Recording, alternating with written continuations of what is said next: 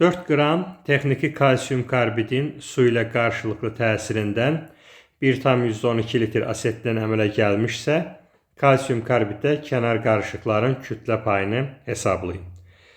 Deməli, məsələdə kənar qarışıq sözü işlətdiyinə görə tənlik qurmada bu 4 qramı istifadə edə bilmərəm, çünki hamısı artıq kalsium karbid deyil. Kalsium karbidin su ilə reaksiyasını yazsaq, kalsium C2 plus 2H2 alınır kalsium OH2 plus C2H2.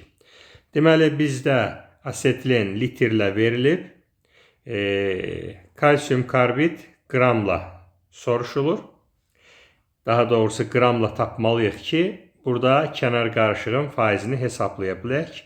Deməli, reaksiya tənliyində 1 mol asetilin və 1 mol kalsium karbid var. 1 mol qaz 22,4 litrdir. 1 mol kalsium karbid də 64 qramdır.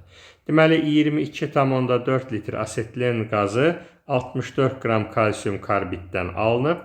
Onda məsələdə deyilən 1,12 litr neçə qramdan alınır? Buradan x olacaq 64 vurulsun 1,12 bölünsün 22,4.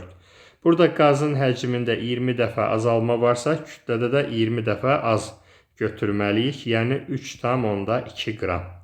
Deməli, 1,12 litr qaz almaq üçün 4 yox, 3,2 qram kalsium karbid bəs eləyir.